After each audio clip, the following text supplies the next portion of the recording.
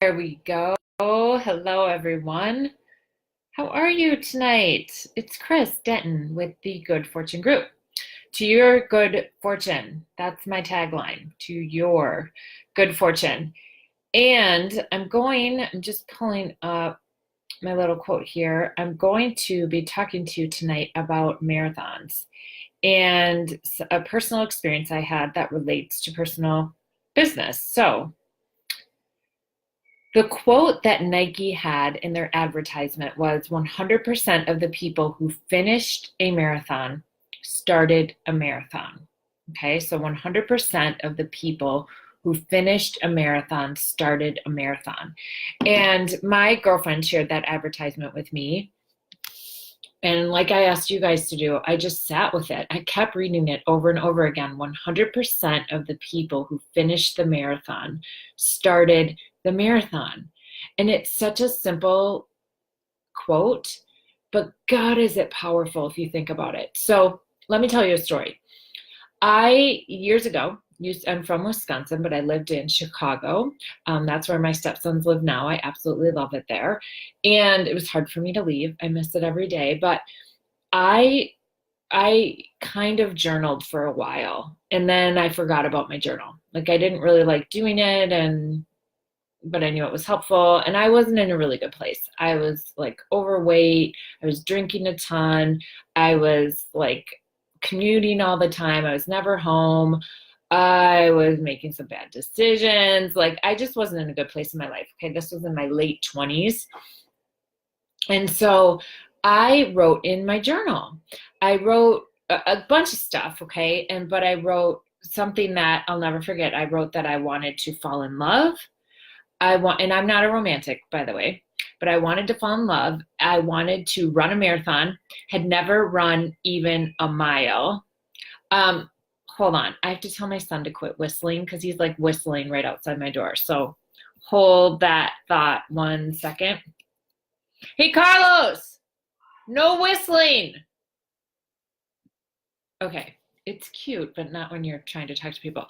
Okay, and then I wrote that I wanted to uh, get into grad school at Northwestern, but I had no idea like what I wanted to study. I had never run before because, back then, I mean, that was probably 16, 17 years ago. I mean, I was in my late 20s, like 30-ish. No, I was probably in my late 20s. So that was actually like 18 years ago. I'm getting up there, people.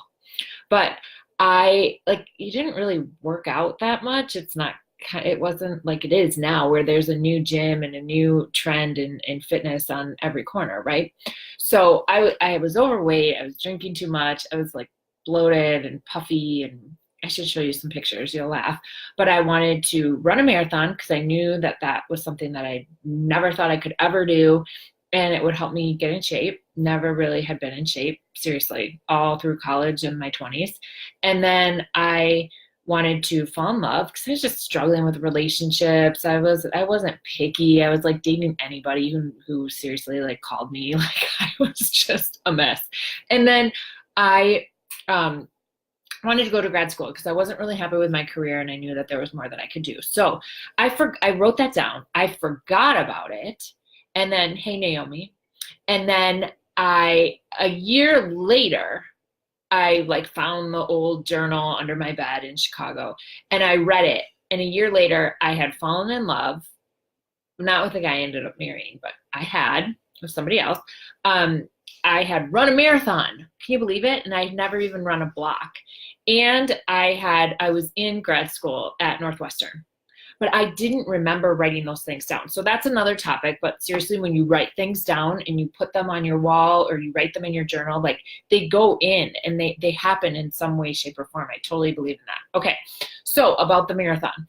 I had never run a marathon before, and I decided to do it with my girlfriend, Kimmy Heil. And we signed up for an organization where you were attached to a child who was struggling with leukemia, and it was awesome because it was a way to earn money for leukemia, raise money for leukemia. But it also kind of got in your mind like if this kid can deal with leukemia and go through treatment for leukemia, you can certainly run 10 miles, right? So you were attached to a kid. That was the kid that you were fundraising for. And then you had to show up for, I think we had like 2 trainings a week in Chicago. So we do like our sprint training or whatever it is, and we do our long runs together. But then you had stuff that you had to do totally on your own, all by yourself with nobody watching. We had like it was called team and training. That's what it was. It was a long time ago, people. I'm pulling. And you had to do that. I had never done anything like this before, nothing fitness related. I think I went to a couple like jazzercise classes when I was in college. Like I was not an athlete.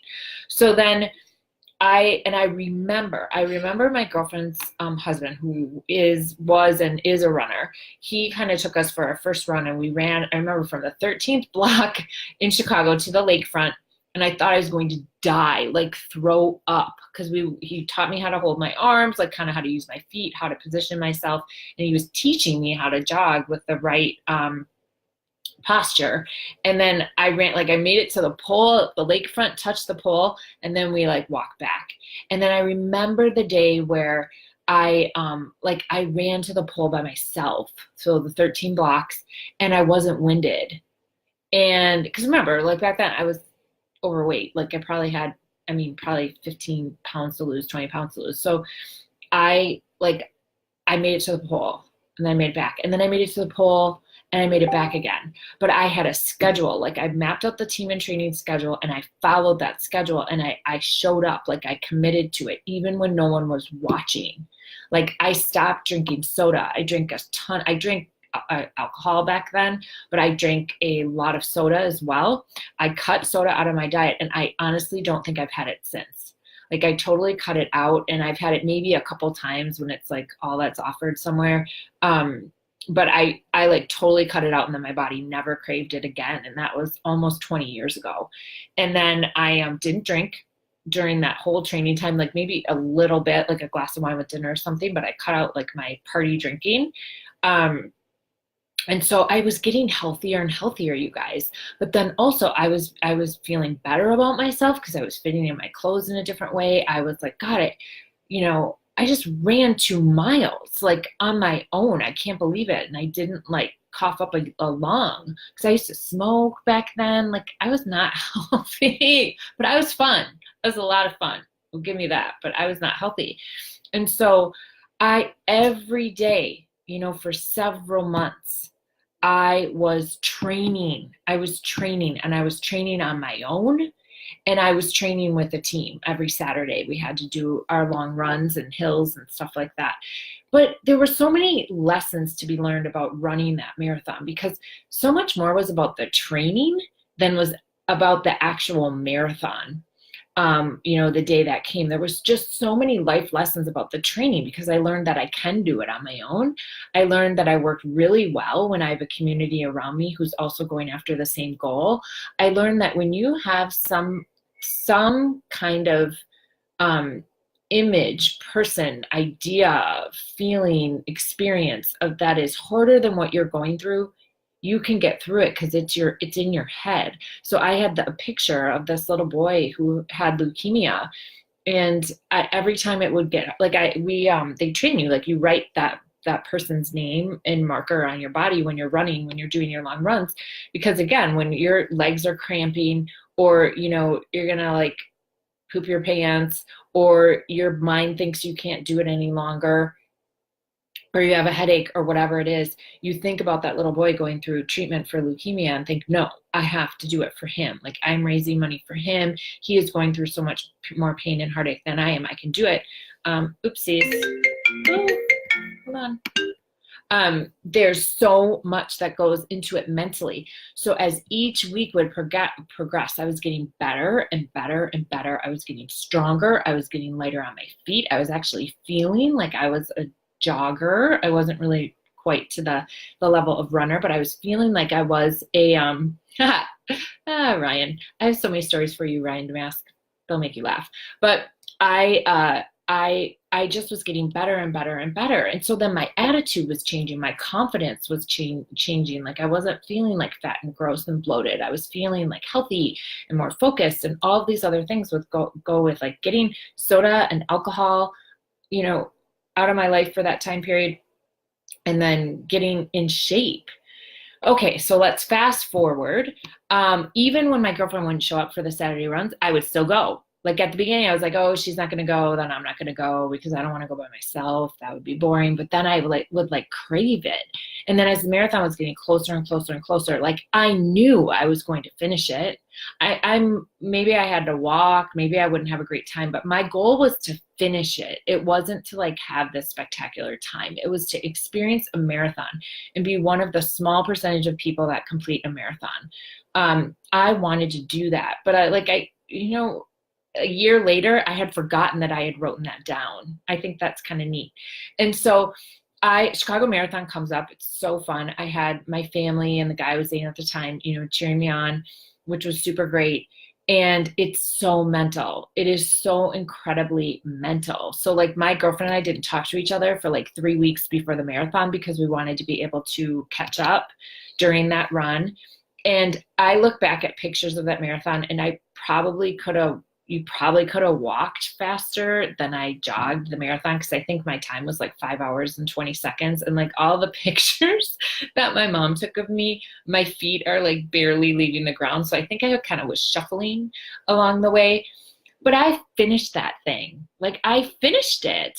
And I, was in good shape. Like I think I was probably comatose the next day, but like I did it. I finished the marathon and it was long, and 5 hours and 20 minutes is a really long time to be running the streets of Chicago, believe me. And I was way in the back of the pack, but I'll tell you, there were all different types of people.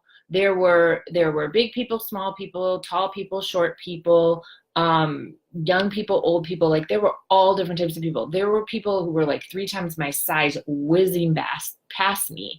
So let's just take that experience, okay? And then you take all the lessons like that relate to that as far as running a small business. And so many of you quit. Like you quit. And you think that you're going to be successful before you do the training. I'll tell you, if I went out and just ran a marathon, I do have friends who can do this, by the way. They kind of make me sick, but I love them. But if I had just run a marathon that day, I decided I was going to do one, I would have gotten injured. I probably would have not made it to the finish line. Something probably would have happened because I didn't train for it. And so I trained religiously. I did what I was told to do. I put in the time. Like it was a lot of time and effort. And then I won the prize. Did I finish in 3 hours and whatever many minutes like my buddy did, who started with us, but he zipped right by us? No, but I was so proud of myself, but I knew it was because I did the training. So with your small business, your at-home business, you guys, in network marketing or whatever it may be, you have to do the training. Like you have to put in the work.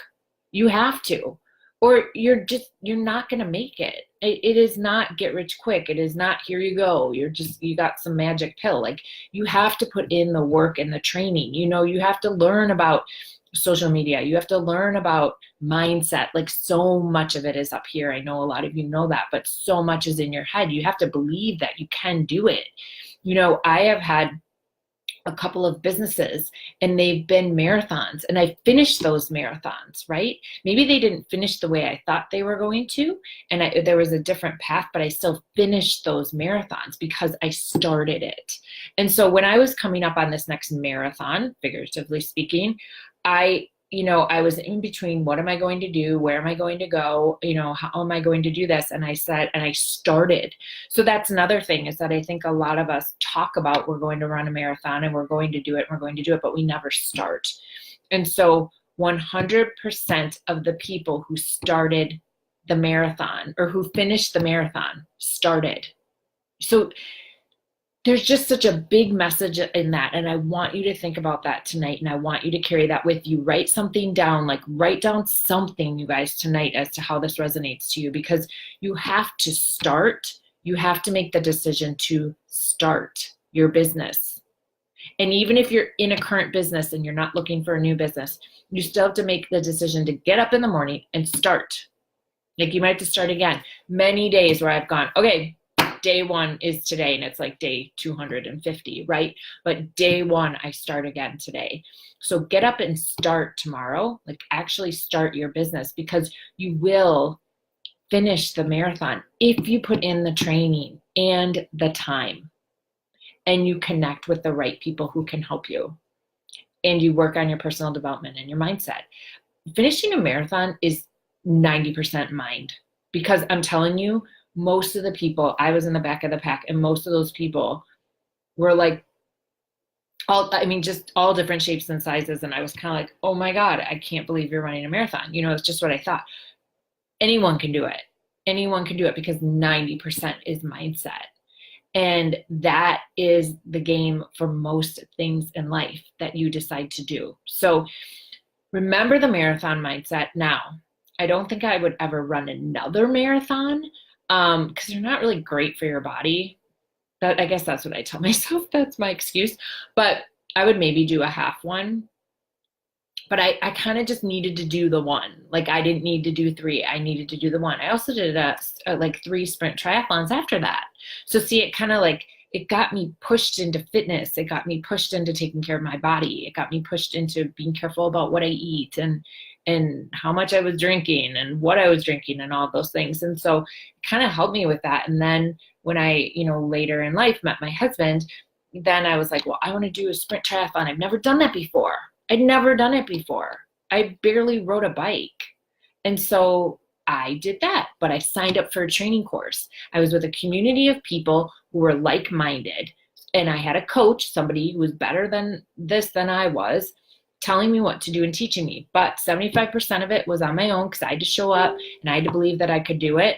And I had to do the training on my own. And then one day a week, we met with the coach as a total group, and we learned how to swim in a lake and transition. And I have such a funny about triathlon transitions. If you guys have ever done one, I'll tell you, it's super funny. But I did that. And like, I didn't do a full triathlon, but I did 3 sprint triathlons. That's kind of cool, right? I never thought I'd be able to do that when I was, totally overweight and pounding beers every day of my life back in Chicago. But then from there, I did a Go Ruck challenge, with my brother and my girlfriend, and that was a blast. But like, by then I was like, well, I know I can do it. Oh, and my cousin, my husband's cousin. But I know I can do things now, because I've done things that I never thought I could do. I didn't think I could go to grad school at Northwestern, much less get in. I mean, that's crazy. That is crazy. I was a good student, but I wasn't like over the top. So now I know I can do anything, and might be hard and challenging, but I know I can do it. And I know that I might fail, but I have to start. So take that for what it's worth. Go sign up for a race, you guys, even if it's a 5K. I remember when I was training for the marathon, and then I'll wrap it up, I signed up for a 5K on my own. That's like 3.2 miles. And I was by myself. It was on the lakefront in Chicago, and I cried when I finished. And it took me like 50 minutes to finish. That's really long. And I like cried. I was all by myself because I was so proud of myself. I was like, oh my God, I ran 3.2 miles like in a race with a little pin and a number, like all by myself. I was so proud of myself. I cried. So go do one of those things. Like, go do those things that you don't think you can do, and show yourself you can do them, so you can pull from them when you're struggling in your business or you're deciding when to get started. So enjoy your evening. Please remember this marathon story and that Nike ad. It's super awesome and very powerful.